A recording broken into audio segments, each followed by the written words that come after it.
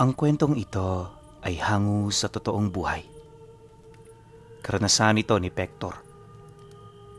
Taong 1976, Silvino Lobos, Northern Samar.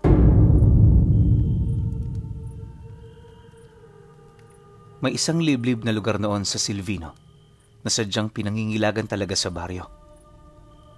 Base sa mga taong nakakaalam ng kwento, may pamilyang naninirahan doon na gumagawa ng mga patibong sa mga lugar na malapit sa looban nito. Ang mga tao ring yon, sinasabing matagal na roong naninirahan at kaya sila napilitang umusad patungo sa puso ng gubat ay dahil sa inggit at galit ng mga taong minsan nilang nakasama sa baryo. Nagugat ang kwentong ito dahil sa pagkakaroon ng kakaibang itsura ng pamilya. Bagaman may kaya sila sa buhay, hindi ito naging daan para respetuhin sila ng iba. Naging madalas din ang pagpapakalat ng mga agam-agam sa baryo ukol sa pagiging mangkukulam ng kanilang pamilya. Hindi nagtagal, sa kasagsagan ng gabi, sinunog ng iilang mga tao ang bahay nito. Ngunit milagrong nakaligtas ang pamilya. Sa halip di na manatili sa lugar, nagdesisyon ng mga itong manirahan sa gubat. Mula noon, may mangilan-ngilan ng mga mamumundok ang nakakakita sa kanilang pag-iral sa lugar na yon. Noong una, hindi pa naman sila naging banta sa kaligtasan ng nakararami, pero sa katagalan unti-unti nang napapabalita ang tungkol sa iilang mga taong nawawala sa mismong gubat. Marami ang naglakas loob na pumasok doon, pero ayon sa mga nakaligtas, nagkalat sa buong paligid ang mga patibong nagawa sa kahoy. Yung iba, may mga malalalim pang hukay na kapag nakapasok ka roon, bubungad sa iyo ang mga malalaking ahas. Sa kanila ring pag-iikot sa gubat, may mga parte nito kung saan hindi naaabot ng liwanag ng araw. Nung pumasok sila roon, nagkalat sa sanga ng puno ang mga bangkay na nakalambitin sa mga sanga. Wakwak ang tiyan ng mga ito, tapos yung iba nawawalan pa ng binti at laman loob. May mga malalalim ding kalmot ang kanilang muka na parabang sinunggaban nito ng malaking hayop. Dahil sa gano'n nilang nakita, hindi na nila pinasok ang lugar magmula noong ikalawa pang digmaan. Katagalan, dahil sa pangingilag ng mga tao sa gubat, unti-unti na ring bumaba ang bilang ng mga biktima hanggang sa makalimutan na ng iilan ang kwento ukol dito. Subalit, kahit ilang dekada pa ang lumipas, hindi malimut-limutan ni Pector ang tungkol sa bagay na yon. Alam niya kasi Pinuno, isa ang kanyang ina sa mga nabiktima ng nilalang. Mula nang mawala ito sa gubat, ginugol na ng tatay niya ang halos kabuuang buhay nito sa paghahanap. Sa panunuyo din ito sa bawat parte ng kagubatan, marami itong nakitang palatandaan. Ayon dito, na kahit walang taong umaaligid sa lugar, may mga nakita siyang kapiraso ng damit, lampi ng bata, at kung ano-ano pang kagamitan na pawang makikita mo lang sa baryo. Hindi lang yon, kakaiba rin ang sulasok sa looban nito, dahilan para pag hinalaan nilang may naaagnas doong bangkay. Sa pagtungtong naman ng taong 1976, nakalap na ng kanyang ama ang lahat ng kinakailangan nitong detalye upang ligtas na makapasok sa pinakapuso ng gubat. 6 na taon rin niyang pinag-aralan ang lugar at mula sa mga taong yon, nakita niya at napatunayan niya na totoo ang pag-iral ng pamilyang pumatay sa kanyang asawa. Dahil sa kanyang mga nakumpirma, pinag-aralan niya ang bawat estado ng lupa sa loob, mga daang tinatahak ng mga tao, at ang mga parte na kanila namang iniiwasan. Ang kanyang ama lang din ang nakakaalam ng tungkol sa pagkain ng pamilyang yon, ng hilaw na karne ng hayop o tao. Nakakatakot man kung iisipin, hindi sila nito gaanong naaapektuhan dahil sa pagbabakasakaling buhay pa ang kanilang ilaw ng tahanan. Marami kasi sila noong narinig na usap-usapan ukol sa pagkulong ng mga ito sa kanilang biktima nang sa gayoy mapanatiling sariwa ang mga karne nila. Dagdag pa ng iilan na minsan na roong nakapasok sa liblib na parte ng gubat kung saan hindi tumatama ang liwanag ng araw, may nakita silang malawak na kulungan.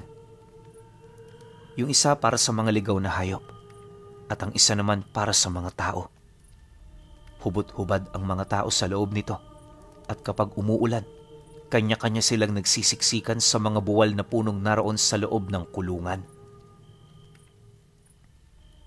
Nabanggit din ng mga ito na ilang metro ang layo mula sa lugar, naroon ang pugad ng pamilya na gawa sa purong tipak ng bato. Sa labas nito, may mga nakabantay na itim na ahas at mga malalaking buwaya. Marami ring nagkalat na iba't ibang uri ng elemento sa paligid, kagaya ng mga kaluluwa, engkanto at iba pa. Ang mga balitang yon na kanilang nakalap ang mas lalong nagpalawak ng kanilang kaalaman sa gubat na kanilang papasukin. Dagdag pa ni Pector na habang abala sa pagmamanman ng tatay niya, ginugol naman niya ang nalalabi niyang oras para sa pagsasanay at pagpapalakas. Alam niya kasing kung mananatili siyang mahina, hindi malabong mapatay siya ng mga ito bago pa man sila makalabas ng gubat. 3 araw bago sumapit ang buwan ng Agosto, matinding paghahanda na ang kanilang ginawa. Lahat ng kanilang salapi na bunga ng ilang taong pagpapagal, inilaan nila sa pagbili ng mga angkop na materyales na kanilang kailangan. Humanap din sila na mapagbibilhan ng armas, kasama ng iilang mga lubid, kagamitan para matunto ng tamang direksyon, at iilan pang mga mahalagang bagay.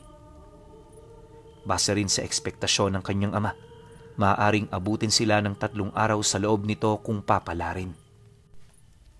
Dagdag pa nito na, para hindi sila mahirapan at makapos sa pagkain, kinakailangan nilang sanayin ng kanilang mga sarili na kumain ng kakarampot.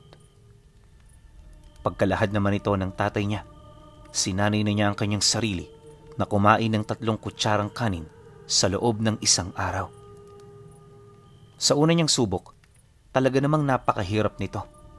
Pero sa katagalan nasanay na rin ang kanyang katawan. Pagsapit naman ng oras na kanilang hinihintay, agad naman silang tumungo sa isang maliit na burol, di kalayuan sa baryo. Habang pinagmamasdan nila ito, nabanggit ng kanyang ama sa kanya na papasok sila roon ng gabi upang masigurong hindi sila nito makikita. Mariin din itong inilahad sa kanya na dapat pagpasok nila, kailangang organisado ang kanilang kilos. Bawal doon ang patanga-tanga dahil anumang oras maaaring mahulog sila sa patibong nito. Nang marinig naman ni Pector ang sinabi ng tatay niya, napalunok lang naman siya ng laway habang tumatango. Sa mga sandaling yan, hindi na niya maisip kung tama pa ba ang kanilang gagawin. Sa totoo lang kasi, di naman talaga siya pinapasama ng tatay niya. Siya lang yung naging mapilit sa takot na baka tuluyan na siyang maulila. Ang nais niya kasing mangyari, masaksihan kung ano ang mga gagawin nito sa loob ng gubat. Naniniwala rin siyang hanggat magkasama sila, hindi ito makakaramdam ng takot laban sa mga nilalang. Subalit, nang marating nila ang bukana ng gubat, tila bang nagbago ang kanyang pakiramdam at kaisipan. Di pa man kasi nakakapasok, napakadilim at napakabigat na ng presensyang kanyang nararamdaman. Hindi niya mawari pero pakiramdam niya merong nagtataboy sa kanila. Makalipas pa ang ilang oras, unti-unti na ngang binalot ng kadiliman ang buong paligid. Pagsilay naman dito ni Pector, di naman niya maiwasang ihanda ang kanyang mga gamit. Maya-maya pa, pagtayo ng kanyang ama, nagmamadali naman siyang sumunod hanggang sa mapasok na nila ang matataas na puno ng mahogani. Habang binabagtas nila ang daan, ramdam niya ang kakaibang presensya na sinasabayan ng mga sipol na animoy nagmumula sa mga sanga ng kahoy. Kapansin-pansin din ng maraming dahong nagkalat sa lupa na animoy ginagamit ito ng mga nilalang para mapagtakpan ng mga patibong na kanilang ginawa.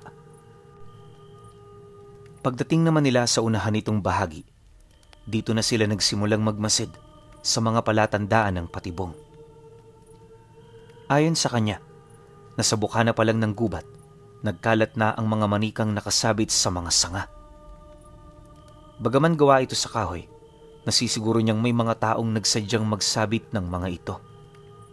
Di lang yun, nagkalat din ang mga uwak sa paligid, kalakip ng mga kabug at paniki na walang patid doong umaaligid. Nakakabahala man ito kung titingnan. Pinili nilang magpatuloy.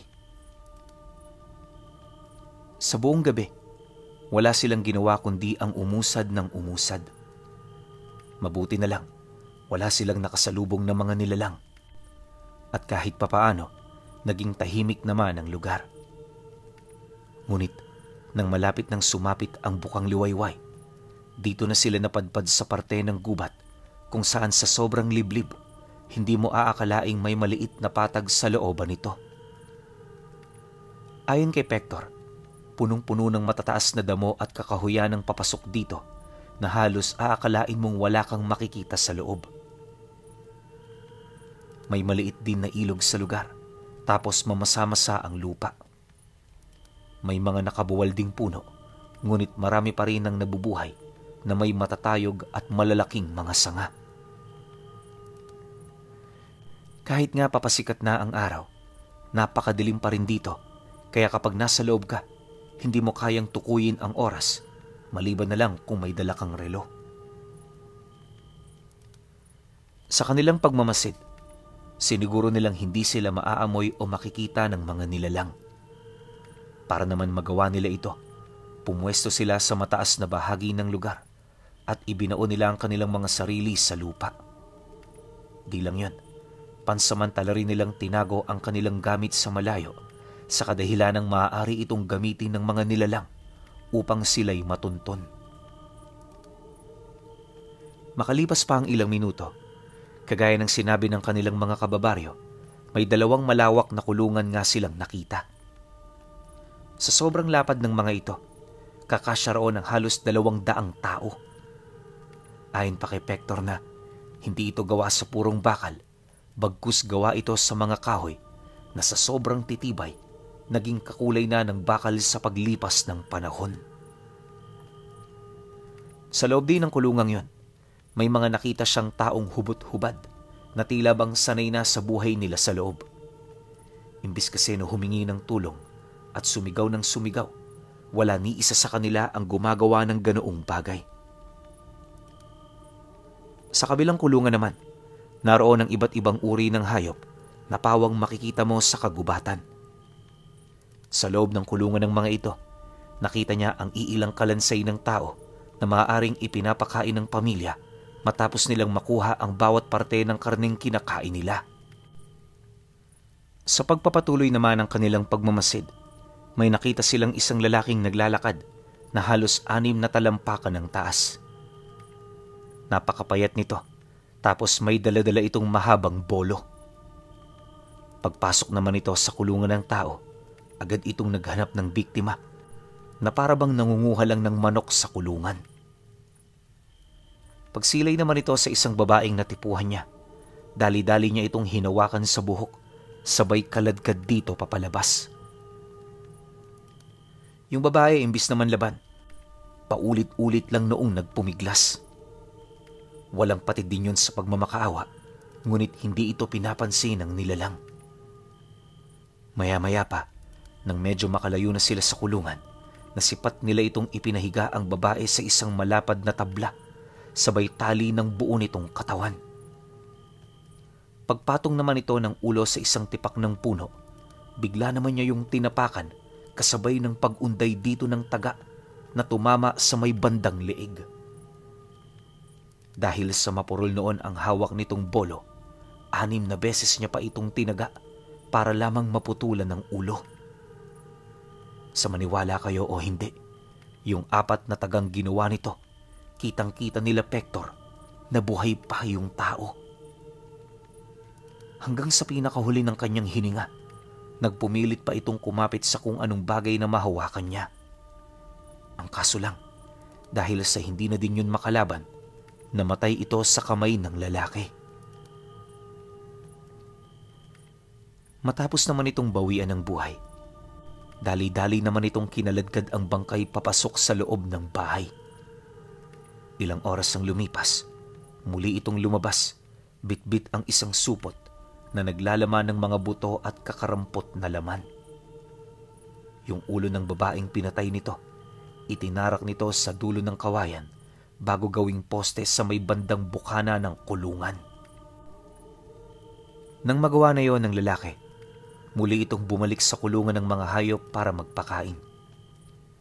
Kahit marami sa mga alaga nito ang pawang mababangis at delikado, nakapagtatakang hindi man lang yun doon natatakot.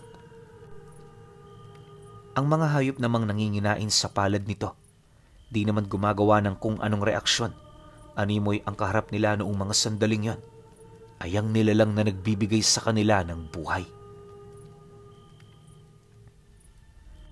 Pagkatapos naman ng trabaho ng lalaki, dito na nagsimula ang pagpapanday nito. Lumabas na rin mula sa loob ng bahay ang iilan sa kanyang mga kapamilya para maghanap ng mga tao at hayop na nabiktima ng kanilang mga patibong. Narinig din nilang nag-uusap ang mga ito, indikasyon na kahit matagal na sila roong naninirahan, hindi pa rin nawawala ang kanilang mga dating wisyo. Pagkalat naman ng mga ito, pilit naman nilang pinagmasdan ng mga sumunod pang pangyayari. Ang kaso lang, dala ng matinding puyat at pagod, hindi na nila namalayang nakatulog na pala sila. Paggising nilang dalawa, napansin nilang malapit na namang sumapit ang gabi. Sa likuran kasi nilang bahagi, medyo dumidilim na, indikasyon na papalubog na ang araw. Pektor, gising ka na ba? Humanda ka. Babalik tayo sa pinagtaguan natin ng pagkain. Mag-iisang araw na tayong hindi kumakain. Masama ito. Nang marinig naman niya ang sinabi ng tatay niya, tumangulang naman siya. Bagaman hindi nagsasalita, aminado siyang gutom na rin siya. Pagdating naman nila sa pinagtataguan ng kanilang mga pagkain, pasimple nilang kinuha doon ang kanilang mga baon. Ayon sa kanya, na habang sinusubo nila ang dala nilang pagkain, di nila maiwasang marinig ang mga ginagawang huni ng pamilya habang nag-iikot ng gubat. Dagdag pa niya na, para mapanatili ang kanilang pagkubli, kumakain sila noon ng nakabaon sa lupa ang kanilang mga katawan. Simula rin noong humiga sila, wala na silang naging oras para tumayo. Napakahirap nun para sa kanya dahil ang lahat ng bigat niya napupunta sa ulo at leeg. Dahil dito, madalas niyang isubasub sa lupa ang kanyang ulo. Kung pwede nga lang noong magreklamo ayon kay Pektor, ginawa niya na yon. Kaso lang hindi ito maaari dahil sa buhay nila roon ng kapalit. 2 araw pa ang lumipas. Lahat ng baon nilang pagkain malapit ng mabulok. Hinang-hina na rin sila noong dalawa, ngunit hindi pa rin nakakagawa ng plano ang kanyang ama. Dahil dito, paulit-ulit na niya itong tinatanong ukol sa kung ano ang kanilang susunod na gagawin. Ngunit sa kasamaang palad, hindi nila makuha ang pagkakataon kung saan walang nagbabantay sa kulungan. Halos oras-oras kasi may naglilibot sa lugar, kaya hindi sila roon basta-bastang makalapit. Subalit, pagpatak naman ng ika-4 na gabi, bigla namang nagbago ang simoy ng hangin. Sa hindi inaasahang pangyayari, nabulabog ang pamilyang nagbabantay sa mga kulungan dahil sa mga ingay na kanilang narinig na nagmumula sa bukana ng gubat. Sigaw ng ilang mga taong narinig ng mga ito at base sa atungal, nakaapak yon ng patibong. Matapos naman yung marinig ng mga nilalang, parang mga gutom na hayop naman itong pumunta sa lugar kung saan nagmumula ang ingay. Nang mapansin naman ito ni Pektor at ng kanyang ama, hindi na sila nagdalawang isip na lumapit sa kulungan. Habang gumagapang sila papalapit, di naman nila maiwasang marinig ang mga taong walang kamayaw sa pagsigaw, di kalayuan. Bagaman hindi nila kilala ang mga ito, malakas ang kanilang kutob na ang mga taong yon ay nagmula sa baryo. Marahil, hinanap sila ng mga ito, buhat sa biglaan nilang pagkawala.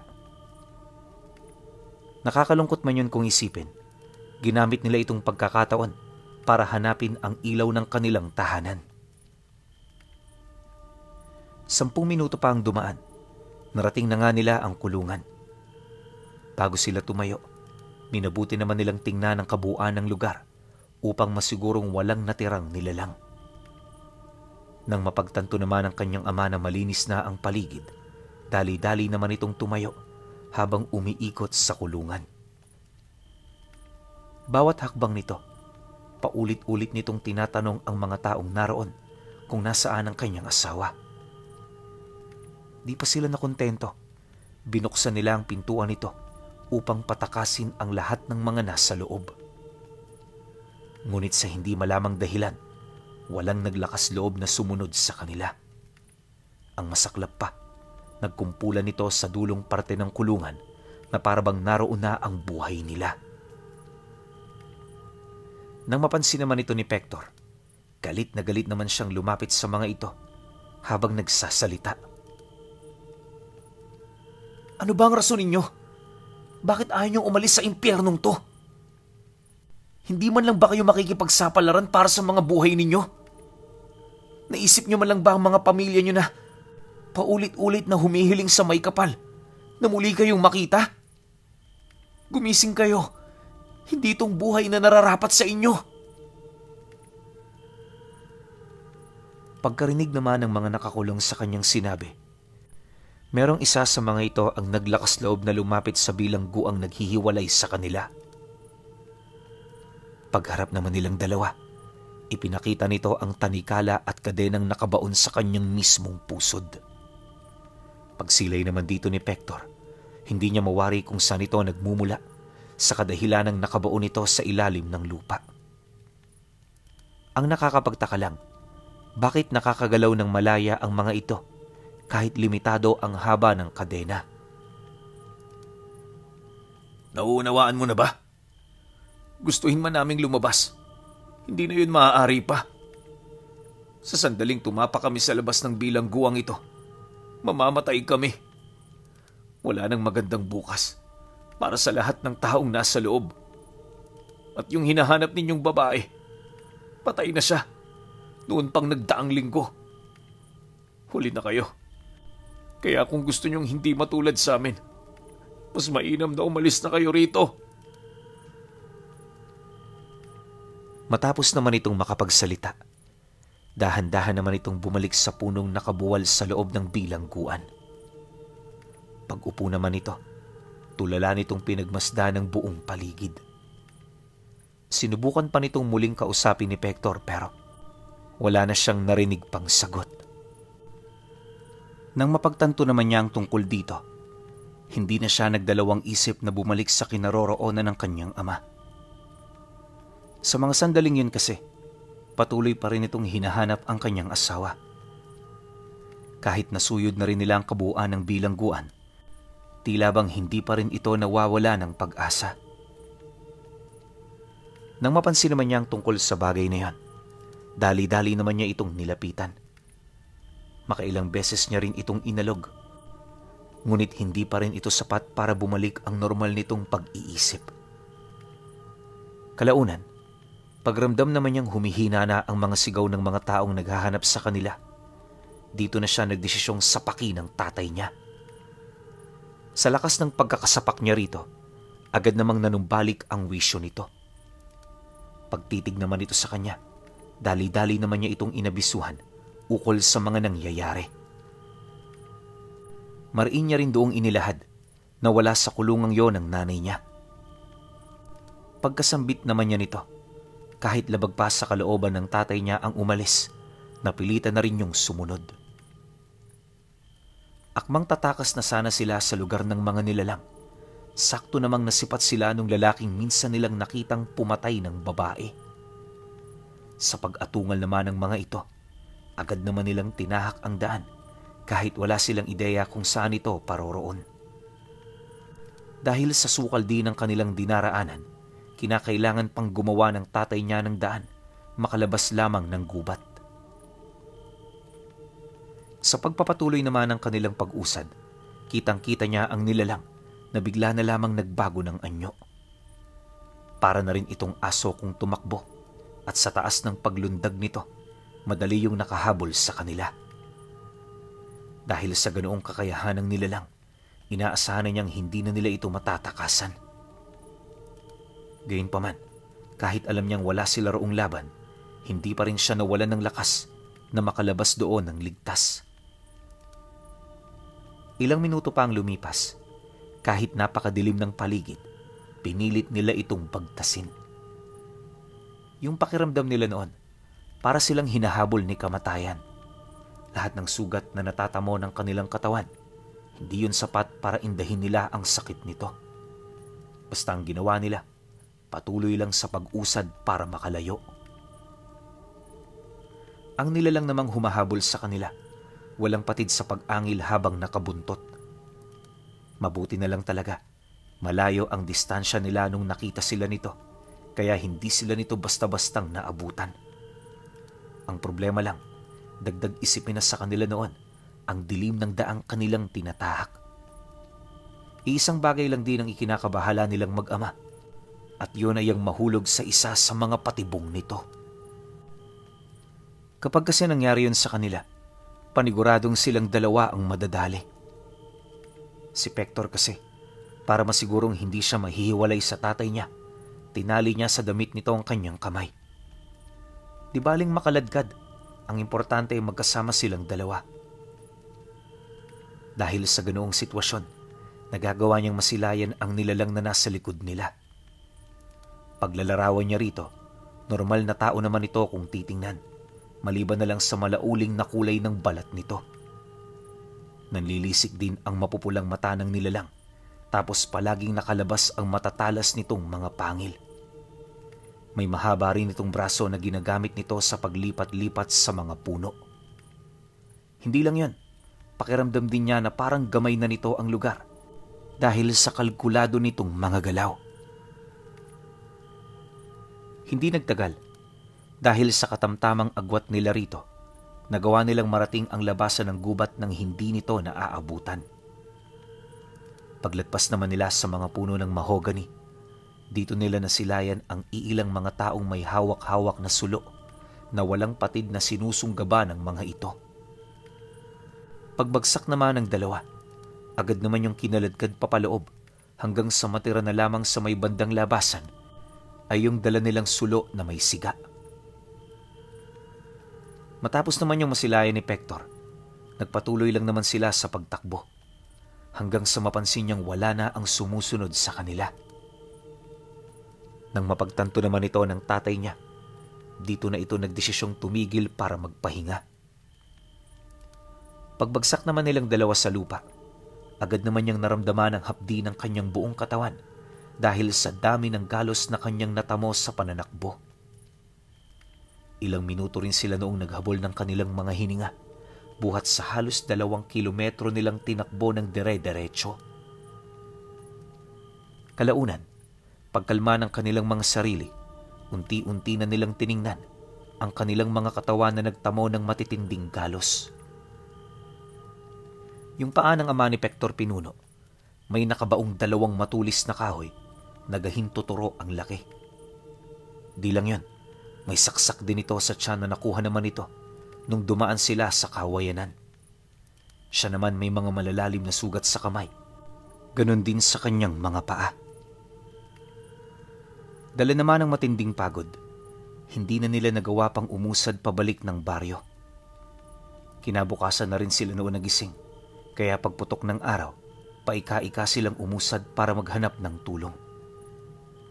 Awa naman ng Diyos, may mga nakasalubong sila noong magsasaka na siyang nagdala sa kanila sa bahay pagamutan. Pagdating naman nila roon, inabisuhan sila ng mga manggagamot na kinakailangan nila roong manatili ng 4 na araw hanggang 2 linggo. Sinunod naman yun nila Pector at sa tulong na rin ng mga malalapit na kaibigan ng tatay niya, nabayaran nila ang lahat ng gastusin sa bahay pagamutan. Lubos naman nila itong ipinagpasalamat dahil kung nataong wala ang mga ito, hindi nila maiisip kung kanino sila hihingi ng tulong. Dumaan pa ang mga araw. Marami ang nagtanong sa kanila ukol sa grupo ng mga taong pumasok sa gubat. Ayon sa kanilang mga nakausap, napilitang pumasok ang mga ito doon matapos nitong mabalitaan ang tungkol sa kanilang binabalak. Nalaman din nilang pawang mga malalapit nilang kaanak ang pumasok doon, dahilan para mas lalo silang makaramdam ng pagsisisi. Ngunit sa kabila nito, alam nilang hindi na maibabalik ang mga buhay ng nawala. Kaya sa halip na pag-usapan ng tungkol dito, sa abot ng kanilang makakaya, pinili nilang magmaang-maangan sa lahat ng istoryang narinig nila. Subalit, kahit gano'n na ang kanilang ginawa, hindi nila maipagkakaila ang matinding kalungkutan at pagsisisi. Labis noong nagdusa ang tatay niya, kaya para maibsan ito kahit papaano, nagdesisyon silang umalis ng baryo. Nagpakalayo-layo silang mag-ama hanggang sa makarating sila sa bayan ng Katbalogan. Nang mapadpad sila sa lugar, dito na sila nagdesisyong magsimula muli.